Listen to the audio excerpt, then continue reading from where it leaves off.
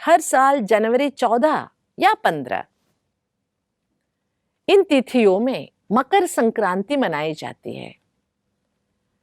कर्नाटक, महाराष्ट्र, आंध्र प्रदेश, तेलंगाना में मकर संक्रांति के रूप में मनाते हैं। उत्तर के कई राज्यों में भी मकर संक्रांति के रूप में मनाते हैं। तो गुजरात में उत्तरायण के पर्व के रूप में मनाते हैं, तो तमिलनाडु में पोंगल के रूप में मनाते हैं, तो पंजाब में लोहड़ी के रूप में मनाते हैं। उसी एक त्योहार को वहां के जनपद के अनुसार, परंपरा के अनुसार मनाया जाता है। ग्रह गतियों से जुड़ा हुआ ये त्योहार है।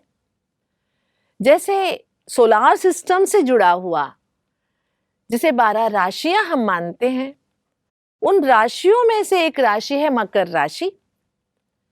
सूरज के चलन मतलब सूरज की प्रवेशता मकर राशि में होने से उत्तरायण काल का शुभारंभ हो जाता है। तो उसी घड़ी को जब सूरज मकर राशि में प्रवेश करते, उसी को संक्रांति का पावन पर्व, शुभ मुहूर्त मनाते हैं। और आप सभी को पता है कि उन दिनों संगम क्षेत्र में बहती नदियों में स्नान करना बहुत पुण्यप्रद मानते हैं। कितनी ठंडी होते हुए भी लोग इलाहाबाद में, हरिद्वार में, कहाँ भी जाके गंगा स्नान करते हैं, नदियों में स्नान करते हैं। ऐसे बहुत सारे प्रथाएं मकर संक्रांति के चलते अलग अलग रीति से मनाया जाता है। अलग अलग चीजें बनाई जाती हैं, जैसे कि तिल और गुड़ को मिलाकर एक संक्रांति की द्योतक मिठाई बनाते हैं, तिल गुड़ कहते हैं। उसके साथ गन्ना भी देते हैं, लोहड़ी जलाते हैं। तो उत्तरायण पर्व में गुजरात में पतंग उड़ाते हैं, और खासकर आंध्र प्रदेश, तेलंगाना के एरिया में मकर संक्रांति के त्योहारों में विशेष रंगोलियां बनाते हैं, उसको रंगोली पर्व भी मनाते हैं। तो हम थोड़ा सा इन सब जो आचरण की विधि है, अलग अलग तरीके से आचरण करते, इन विधियों से समझते हुए थोड़ी सी गहराई में अगर संक्रांति या मकर संक्रमण इसके बारे में सोचते हैं, तो मिलाप, संक्रांति उसको कहते हैं जो जब दोनों मिलते हैं, संक्रमण हुआ। वैसे पुराणों में मानते हैं कि सूर्यदेव जिसको कहते हैं, उसका बेटा है शनिदेव। दोनों का थोड़ा अनबन हो गया था, तो उस अनबन को, मतभेद को मिटाने के लिए सूर्य शनि के घर आते हैं, इसी को मकर संक्रांति मनाते, ऐसे भी मानते हैं। क्योंकि मकर राशि तो उसके अधिपति तो शनिदेव है। अगर इसी एक छोटी सी बात को लेके अगर हम आगे चले, तो इससे बहुत गहरा और बहुत सुंदर जीवन संदेश मिल जाता है हमें। कभी भी बाप और बच्चों में कोई भी मिसअंडरस्टैंडिंग, मतभेद नहीं होना चाहिए। वो भौतिकता के रूप में, स्थूल माता पिता के रूप में, लौकिक माता पिता के साथ भी हो, या हमारा और भगवान का रिश्ता हो, कभी अनबन नहीं होना चाहिए। तो सूर्य, ज्ञान सूर्य परमात्मा के प्रतीक है, और शनिदेव हम सभी भगवान के बच्चे। हम जब अवगुणों के वशीभूत हो जाते हैं, अहंकार में आ जाते हैं, देहभान में आ जाते, 5 विकारों के वशीभूत हो जाते हैं, तो हम भगवान से भी रूठ जाते हैं, अलग रास्ते चल पड़ते हैं। तो बिगड़ा हुआ आपसी संबंध, समझ की कमी को दूर करने के लिए स्वयं ज्ञान सूर्य परमात्मा हम बच्चों के घर आ जाते हैं, जिसको हम धरती कहते हैं, जहां पर हम मनुष्यात्मा के रूप में रह रहे हैं। तो ये परमात्मा के अवतरण काल को भी हम उत्तरायण काल मान सकते हैं, जबकि मानव जीवन की एक मुक्ति की ओर जाने का सुंदर समय है ना। कहते हैं भीष्म पितामह शरशैया पर लेटे हुए उत्तरायण काल की प्रतीक्षा कर रहे थे। तो मानव जीवन में अति भौतिकता में अवगुणों की शरशैया में लेटे हुए हर मनुष्यात्मा इस मानवता की जीवन से या भौतिक जीवन से मुक्ति चाहता है, लेकिन वो ये नहीं जानता है कि हमें मुक्ति पानी है अवगुणों से, हमें मुक्त होना है दुख दर्द से।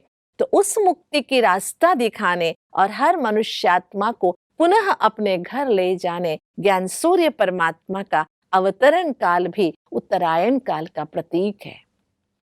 वैसे जब उत्तरायण काल आता है तो बहुत पुण्य का पर्व उसे मानते हैं और तिल गुड़ दिन आपस में बांटते हैं। कहते हैं तिल गुड़ खाकर गुड़ गुड़ बोला, माना अच्छी अच्छी बातें करो।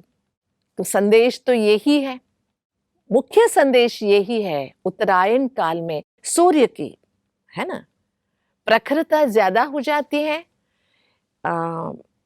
अब तक तो दिन छोटे हुआ करते थे, रात बड़ी, अभी रात छोटी और दिन बड़ा होना शुरू हो जाता है। इसी तरह मानव जीवन में दुख कम होने लगता है और जब परमात्मा की प्राप्ति होती है तो सुख ही सुख महसूस करते हैं और मनुष्यात्मा के श्रेष्ठ कर्म पुण्य की ओर उन्हें आगे बढ़ाता है। तो इसी का प्रतीक मकर संक्रांति मनाते हैं। वैसे मकर माना मगरमच्छ, ये एक सोलार सिस्टम में ये ग्रह नक्षत्र के मिलाप होने से वो मकर जैसे दिखाई देता है, इसीलिए मकर राशि कहते हैं।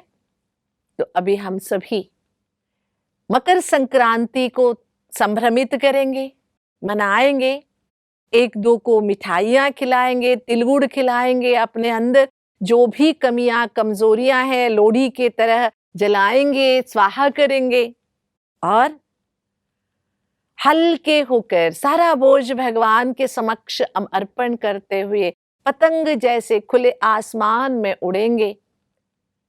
आसमान को छूने का जो अपने अंदर एक उद्देश्य है उसे पूरा करेंगे, लेकिन याद रखेंगे पतंग भी जब कट जाते हैं तो लक्ष्य से भटक जाते हैं। तो ऊपर उड़ने के लिए थोड़ा ढीला छोड़ना भी जरूरी है, लेकिन जुड़े रहना भी जरूरी है।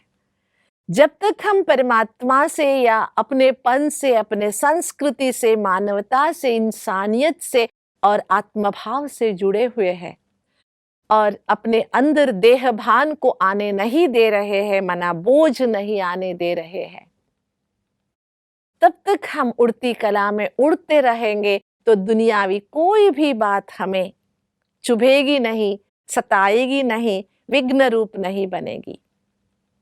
हल्का रहेंगे और उसके लिए ये जो त्योहार अलग अलग तरीके से मनाते हैं और उन दिनों पुण्य स्नान करना ज्यादा पुण्यप्रद मानते हैं, तो हम भी रोज ज्ञान स्नान करने का संकल्प करेंगे, जिससे आत्मा के क्लेश मिट जाएंगे, आत्मा स्वच्छ हो जाएगी।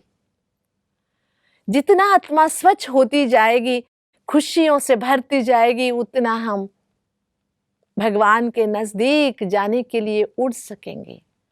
आत्मा बोझ तले सिमट गई है, उसका कारण है आत्मा ने अपने सिर पर बहुत सारे पाप कर्मों का बोझ लिए आगे जीवन बिताने का प्रयास कर रही है। उससे छूटने के लिए क्या करेंगे? मकर संक्रांति के इस शुभ पर्व पर सारे, जैसे कि वहां पर एक पोंगल स्वीट बनाते हैं तमिलनाडु में, और तिल गुड़ नारियल गन्ना जो मानव जीवन में मिठास भरने के प्रयास करते हैं।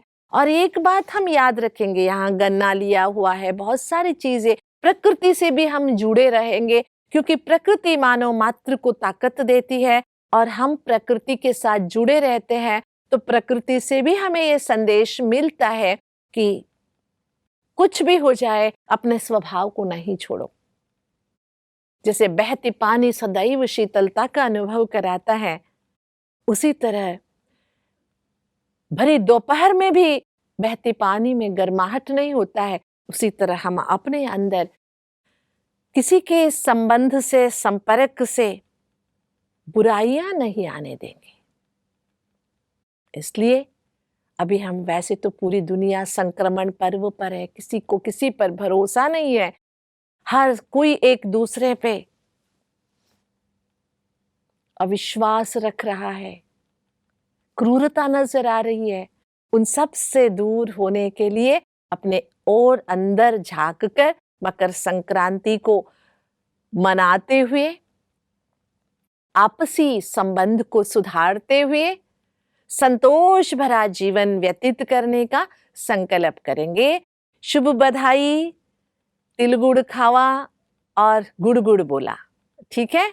ओम शांति।